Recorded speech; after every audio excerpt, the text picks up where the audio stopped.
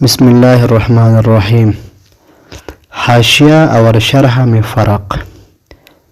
ان دونوں میں ایک مشہور فرق یہ ہے کہ جو شخص متن کے ہر لفظ کو واضح کرے اور متن کی مراد بیان کرے اسے شارح اور اس بیان کو شرح کہتے ہیں، اور اگر ایسا نہ ہو بلکہ بعض متن کی شرح کرتا ہو اور بعض کو چھوڑ دیتا ہو، اور متن کی بعض مراد کو بیان کرتا ہو اور بعض کو چھوڑتا ہو، اسے محاشی اور اس بیان کو حاشیہ کہتے ہیں۔ فائدہ: متن کے لغوی اور اصطلاحی معنی ملنا جلنا ہے۔ متنٌ متانتاً باب کرما یکرمو، قوی ہونا، مضبوط ہونا۔ چونکہ متن اصل ہے اس کو بھی برقرار رکھنا اصل ہے۔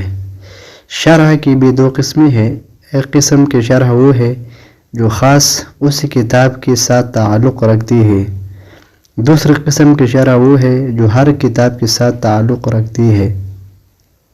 حاشیہ کی بھی دو قسمیں ہیں، ایک قسم کا تعلق متن کے ساتھ ہوتا ہے اور دوسری قسم کا تعلق غیر متن کے ساتھ ہے۔ اول کو منہیہ، ثانی کو مطلق حاشیہ کہتے ہیں۔ چینل کو سبسکرائب کریں اور کمنٹ بھی کریں، اچھا، اور لائک بھی کریں۔ جزاک اللہ۔